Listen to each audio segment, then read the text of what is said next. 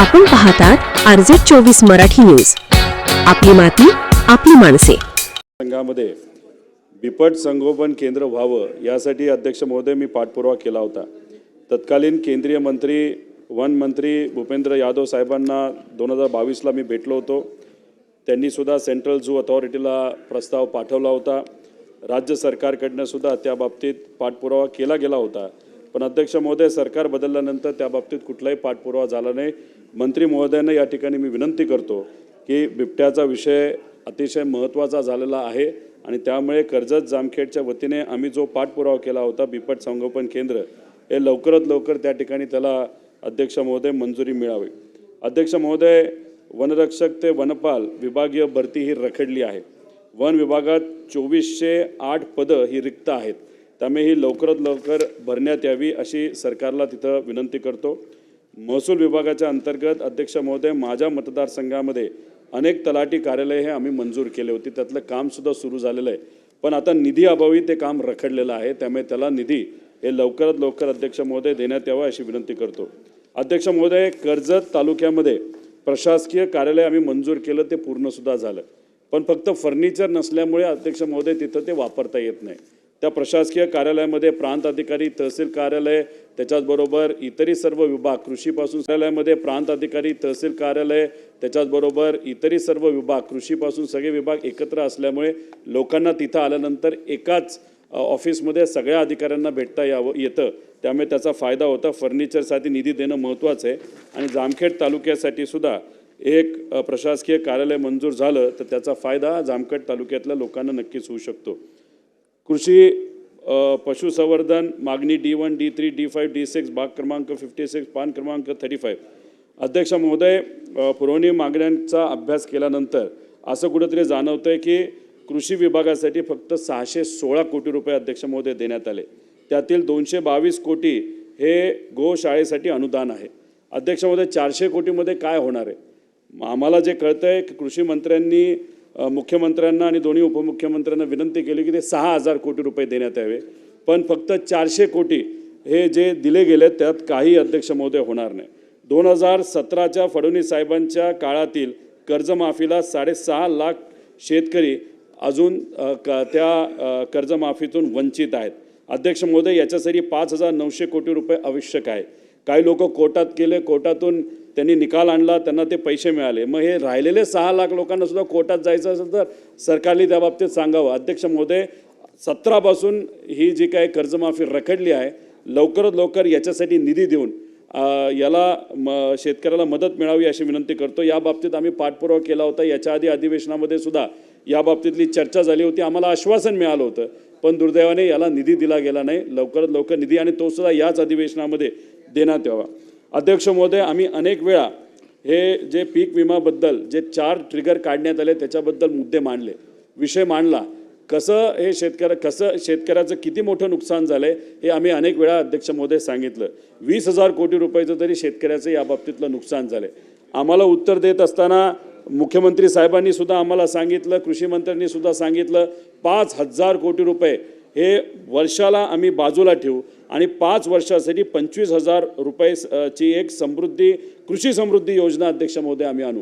पण अध्यक्ष महोदय जेव्हा पैसे दिले गेले तेव्हा प्रत्यक्षात 3 वर्षासाठी 5,568 कोटी रुपये देण्यात आले. म्हणजे 1,854 कोटी अध्यक्ष महोदय. पण अध्यक्ष महोदय दुसऱ्या बाजूला आपण जर बघितलं तर कृषी विभागाचे 12,000 कोटी रुपये थकीत आहेत. ही जी नवीन समृद्धी योजना जी आणली ती अशाच पद्धतीची आहे. शेतकऱ्याला ही मदत ती मदत.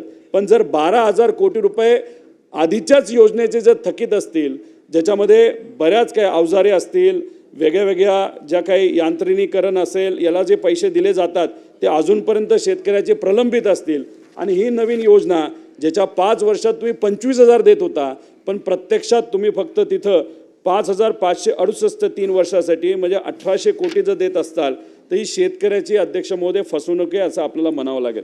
अध्यक्ष महोदय केंद्राच्या आपत्ती निवारणाच्या निधीनुसार त्याच्यामध्ये सुद्धा जर आपण बघितलं तर खूप मोठा अध्यक्ष महोदय तिथं गोंधळ आहे. केंद्रीय कृषी मंत्री जेव्हा उत्तर देतात तेव्हा त्यांनी सांगितलं की महाराष्ट्र राज्य सरकारकडनं अजूनपर्यंत आम्हाला अध्यक्ष महोदय प्रस्ताव तिथं आणला नाही. याच्यात सगळे जर आकडेवारी आणि तारखा जर अध्यक्ष महोदय आपण बघितल्या याच्यामध्ये खूप मोठा गोंधळ आहे.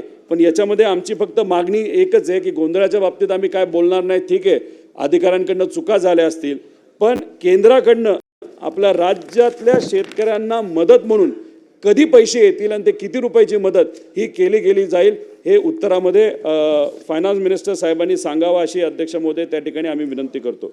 अध्यक्ष महोदय, कर्जमाफी व्हावी याची मागणी आम्ही अनेक वेळा तिथं केलेली आहे. आपण जर बघितलं जाहीरनामा सुद्धा जर हे सत्तेतल्या सर्व पक्षांचा बघितला, त्यांनी सुद्धा सांगितलं होतं की आम्ही लगेचच्या लगेच कर्जमाफी अध्यक्ष महोदय त्या ठिकाणी करू. पण अध्यक्ष महोदय अजूनपर्यंत कर्जमाफी झाली नाही. तारीख अध्यक्ष महोदय 2 मिनिटात संपवतो, कन्क्लूड करतो. 30 जूनपर्यंत आम्ही कर्जमाफी करू असं त्यांनी सांगितलं आहे. जूनपर्यंत आम्ही वाट बघू. पण दुर्दैव असं की अध्यक्ष महोदय दिवसाला 8 आत्महत्या होत आहेत. त्यामुळे जूनपर्यंत वाट बघण्यापेक्षा लवकरात लवकर कर्जमाफी जर झाली तर त्याचा नक्कीच अध्यक्ष महोदय फायदा होऊ शकतो. फायनान्स मिनिस्टर साहेब इथं आहेत. पुनर्गठन आम्ही शेतकऱ्याच्या कर्जाचं करू असं सांगितलं. जसं मगाशी एका सदस्यांनी आपल्याला सांगितलं, अध्यक्ष महोदय, शेतकऱ्यांनी जर कर्ज घेतलं त्याला कर्जाला आता इंटरेस्ट लागत नाही, व्याज लागत नाही. पण पुनर्गठन झाल्यामुळे त्याच्यावर 12% व्याज लागणार आहे. त्यामुळे जेव्हा फायनान्स मिनिस्टर साहेब उत्तर देतील तेव्हा त्या ठिकाणी त्यांनी सांगावं, एक तर कर्जमाफी करावी ही घोषणा तिथं लवकरात लवकर करावी, पण त्याच्याचबरोबर हे जे व्याज लागणारे 12% आमच्या शेतकऱ्याला ते सुद्धा आम्ही माफ करू आणि त्याच्यासाठी सुद्धा वेगळं प्रोव्हिजन करू असं कुठेतरी अध्यक्ष महोदय त्या ठिकाणी सांगण्याची जरूरत आहे. अध्यक्ष महोदय, याच्यामध्ये बोलत असताना हे जे काही पावसामुळे अतिवृष्टी आणि अवकाळी पावसामुळे जे शेतकऱ्याचं नुकसान झालंय त्या बाबतीत शेतकऱ्यांची आमच्या सगळ्यांची मागणी होती हेक्टरी 50,000 रुपये अध्यक्ष महोदय मिळावं. का? कारण का समजा आपण कपासीच्या बाबतीत बोलायचं गेलो तर सरासरी उत्पादन 25 क्विंटल प्रति हेक्टर अध्यक्ष महोदय होतं. बाजाराचा भाव आपण बघितला 6,000 जर बघितलं तर 1.5 लाख रुपये आमच्या शेतकऱ्याला तिथं मिळणार होते. अध्यक्ष महोदय 100% नुकसान झालंय. ते हे 8-10 हजाराली जे काही सरकारने मदत दिली त्याच्यामध्ये काही शेतकऱ्याला मिळणार नाही. त्यामुळे 50,000 हेक्टरी मदत अध्यक्ष महोदय द्यावी. अध्यक्ष महोदय 2 मिनिटात संपवतो. आणि पंजाब सरकार जर 50,000 रुपये हेक्टरी देऊ शकतं तर आपलं महाराष्ट्राचं सरकार अध्यक्ष महोदय का ती मदत करू शकत नाही. अध्यक्ष महोदय, शेवट बोलत असताना सार्वजनिक बांधकाम विभागाच्या बद्दल अध्यक्ष महोदय बोलतो की अध्यक्ष महोदय, रस्त्याच्या बाबतीत जे विरोधात आमदार आहेत त्यांना निधी त्या ठिकाणी दिला गेला नाही. जी कामं चालू आहेत त्याला सुद्धा अध्यक्ष महोदय आता निधी नाही. आता झालं असं आहे की नवीन कामं घेण्यासाठी सुद्धा कॉन्ट्रॅक्टर तिथं तयार नाहीत. त्यामुळे लवकरात लवकर म्हणजे नुसतं सार्वजनिक विभागाच्या बाबतीत बोलायचं झालं तर 19,000 कोटी बाकी आहेत ते लवकरात लवकर देऊन सर्वच आमदारांना पावसात जे नुकसान झाले त्याच्यासाठी अध्यक्ष महोदय त्या ठिकाणी मदत मिळावी अशी विनंती करतो. सन्माननीय सदस्य शेखर निकम. आपल्या परिसरातील बातम्यांसाठी संपर्क करा. मुख्य संपादक वसीम शेख. मोबाईल 8149797961. बातम्या आवडल्यास लाईक करा, कॉमेंट करा आणि सबस्क्राईब करायला विसरू नका.